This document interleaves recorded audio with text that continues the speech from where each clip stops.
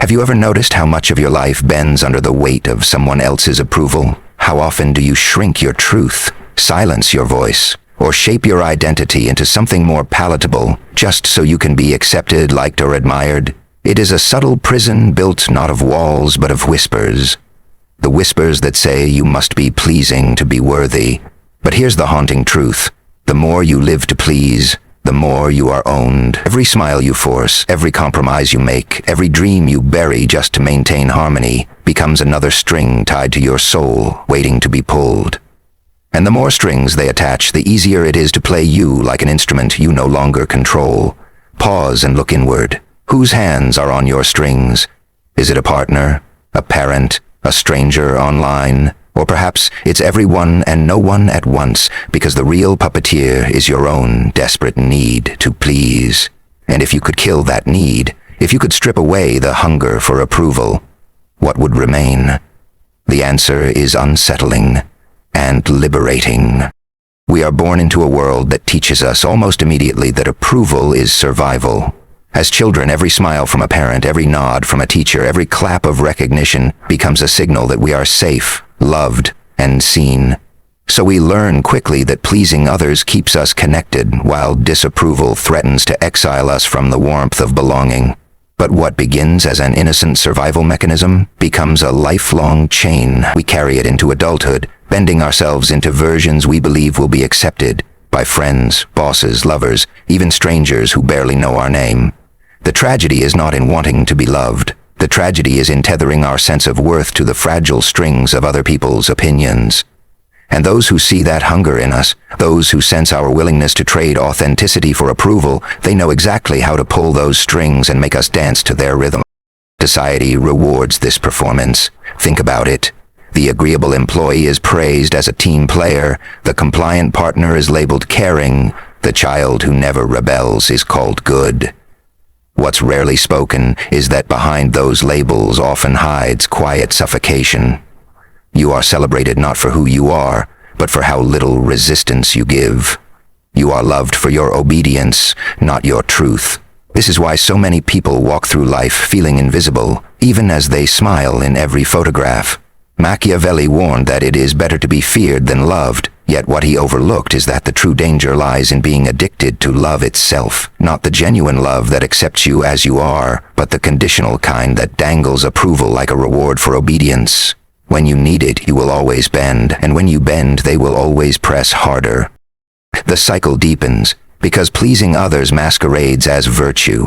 We tell ourselves, "I'm just being kind," or "I don't want to cause trouble," and sometimes that's true. There is beauty in generosity and compromise in empathy. But people-pleasing is not generosity.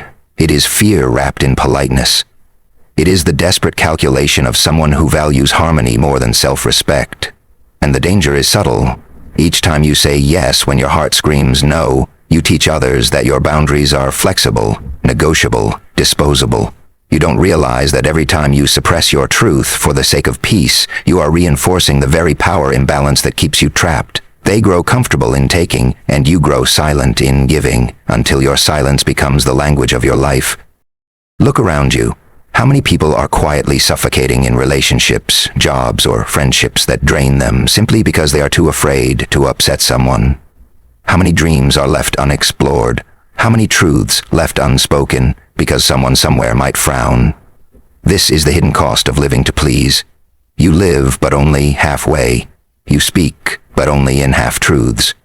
You exist, but only as a version curated to avoid rejection, and the irony is brutal. You sacrifice everything to avoid losing people, but in the process, you lose yourself. You are not loved for who you are.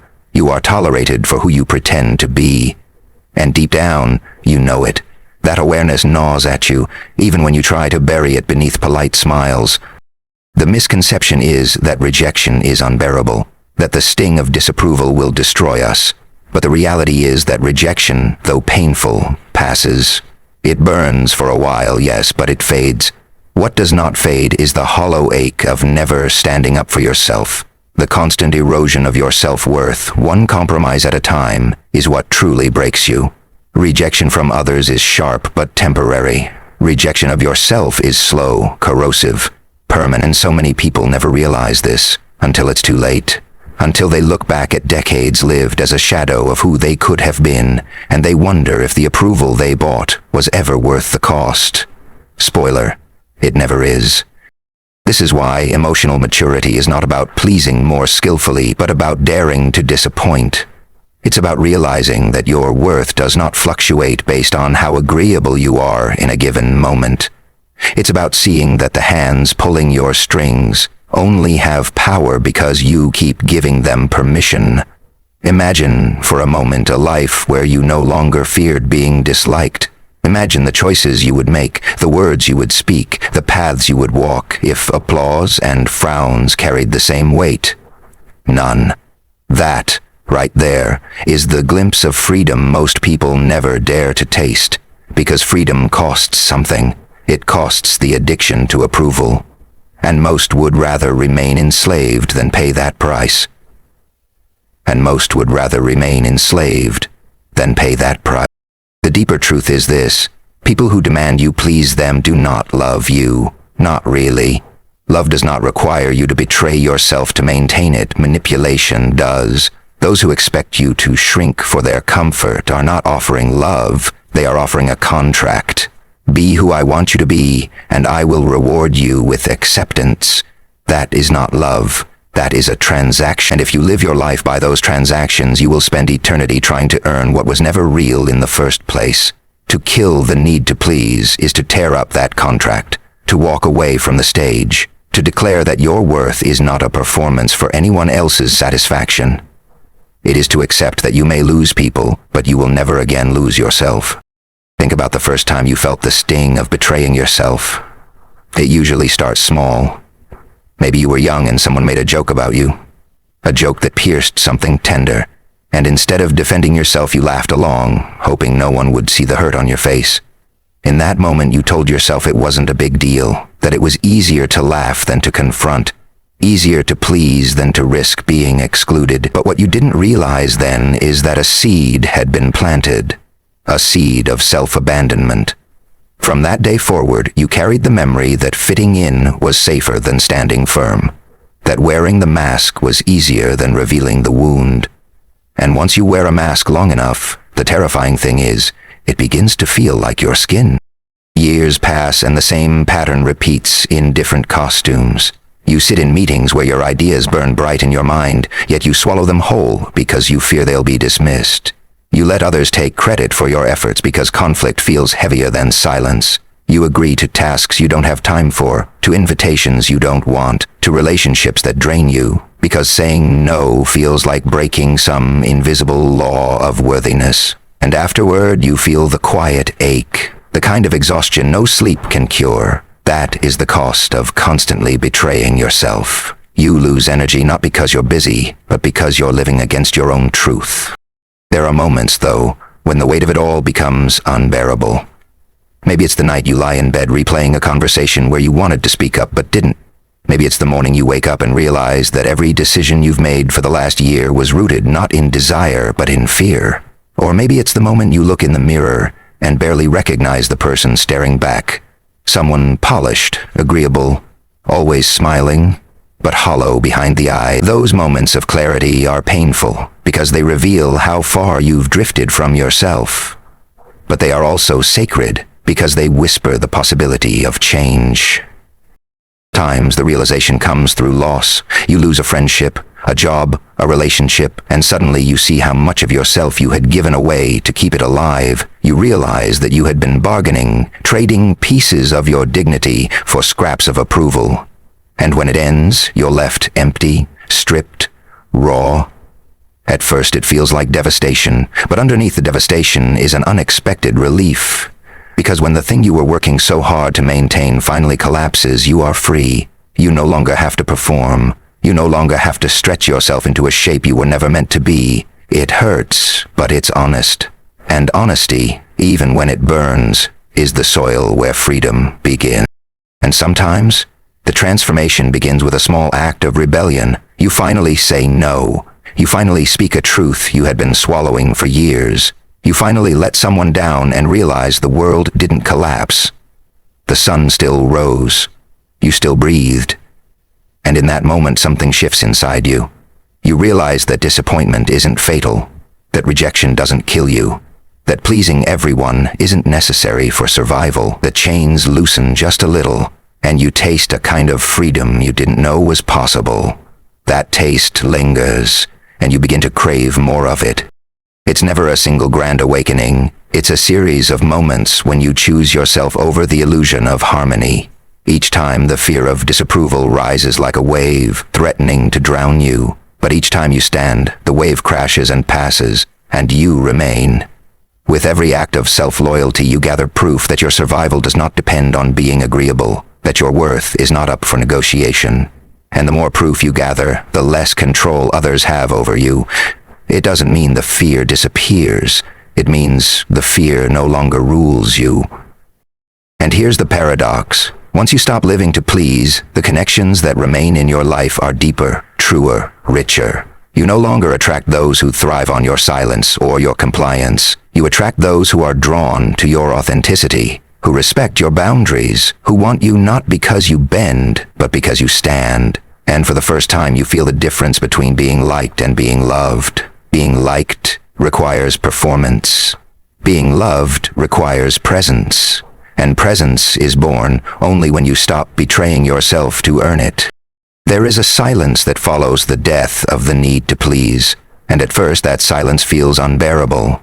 For so long you measured your worth by the sounds around you, the laughter at your jokes, the applause for your efforts, the constant stream of validation that told you that you mattered. When it disappears, you feel naked. You begin to wonder if you've made a mistake. If being true to yourself means living unseen. But slowly, almost imperceptibly, the silence begins to transform.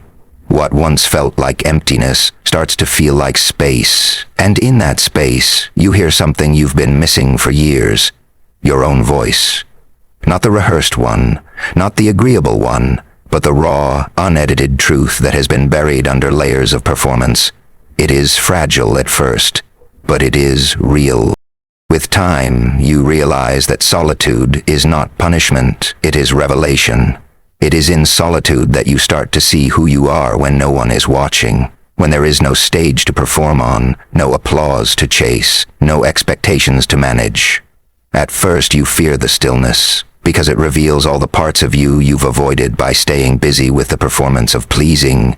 But once you lean into it, the stillness becomes a sanctuary. You begin to see the contours of your own soul, the strengths, the scars, the beauty, and the pain. And for the first time, you don't need to hide them. You don't need to package them for approval.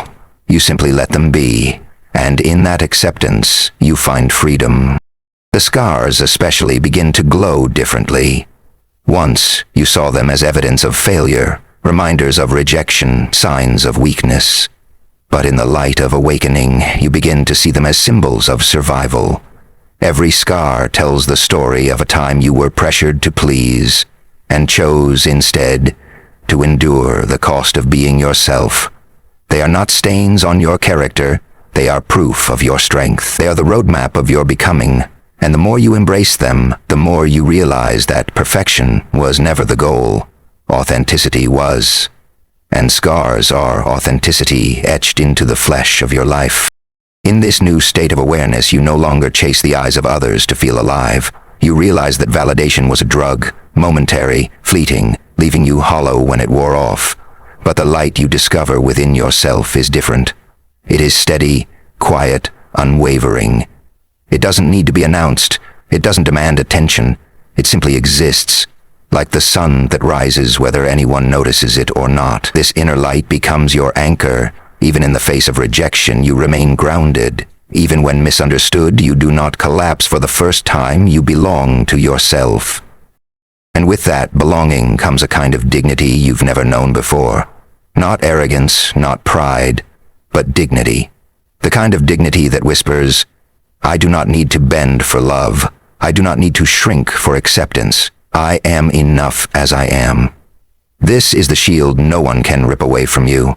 Because dignity is not given, it is claimed. And once you claim it, every attempt to manipulate you loses its grip. The strings that once played you fall slack because there is nothing left for them to hold. You stand whole, and no one can orchestrate your silence or your song but you. The awakening is not always loud. Often it comes in small moments that others overlook. It's the calm in your chest when you say no without explaining yourself. It's the steadiness in your voice when you speak a truth that may not be welcomed. It's the peace in your solitude when you no longer feel desperate to be seen, because you already see yourself. These moments may appear ordinary to the world, but inside you, they are revolutions. Each one affirms that you are no longer chained to the exhausting need to please, and each one strengthens your ability to stand firmly in your own presence. And perhaps the most profound part of this awakening is how it shifts your relationships.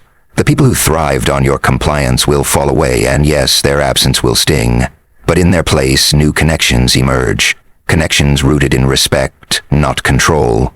These are relationships that do not demand your silence, but invite your truth. They do not shrink you, they expand you. And in those relationships you realize that authenticity doesn't repel love, it refines it. You are no longer surrounded by people who like the mask, you are surrounded by people who love the soul behind it. And that love, the kind that honors your dignity instead of draining it, is the only love worth keeping. The real revolution does not unfold in the streets, in the chants of crowds, or in the collapse of systems. It begins in the quiet rebellion within your own heart. It begins the moment you choose to stop living as a reflection of what others want you to be. That choice is not glamorous. It does not come with applause or banners. It comes with silence, with discomfort, with the unsettling realization that you may lose people who only valued your ability to please them. But here lies the paradox. In losing them, you do not lose at all. You shed the illusions, the transactions masquerading as love, the hollow contracts that demanded your obedience. And what remains once the illusions fall away is the self you had abandoned for so long. That self is not weak, though it may be scarred. That self is not unworthy, though it may be imperfect. That self is the only revolution worth fighting for. When you finally understand this, life changes in subtle but seismic ways. You stop asking, will they like me if I do this? And start asking, will I still respect myself if I do this? That shift in question is liberation. It pulls you out of the endless cycle of negotiating your worth with others and roots you in a dignity that cannot be bargained away. You stop living like a performer waiting for applause and begin living like a sovereign being who already carries everything they need. And strangely enough, once you stop trying to please, you discover that the world no longer has the same power to wound you. Disapproval no longer feels like death because you are no longer starving for approval. You have fed yourself with truth, and truth is a meal no one can take from you. The cost of this awakening is real. You will disappoint people. You will confuse them. Some will say you have changed, and they will be right. But what they really mean is that you have stopped playing the role they assigned you, and now they must face the reality of who you are. That is not betrayal, that is honesty, and though honesty is often uncomfortable, it is the only foundation upon which real connection can exist. You stay here. The people who stay after you stop pleasing are the ones who see you, not the mask, not the performance, but the raw, imperfect, beautiful reality of you. And the relationships built on that kind of truth are rare and unshakable. They are worth far more than the shallow approval of the many. But beyond relationships, something deeper happens. You begin to experience life with a different kind of clarity. You notice how much time you used to spend curating yourself, rehearsing your words, trimming your edges to fit the mold of what others found acceptable. That effort is no longer needed, and the energy it frees is astonishing. Suddenly, your creativity flows differently. Your choices become bolder. Your vision becomes clearer. Because when you are no longer paralyzed by what will they think, you finally begin to ask, what do I think? What do I want to build with this one life I've been given? That question is terrifying, because it removes the safety net of approval, but it is also the only question that leads you toward a life that is truly yours. And so, the journey comes back to a simple truth. They cannot play you if you kill the need to please. When you no longer crave the strings of their approval, their manipulations fall silent. When you no longer hunger for their applause, their disapproval cannot wound you. You do not become invincible, you become untouchable. In a different way.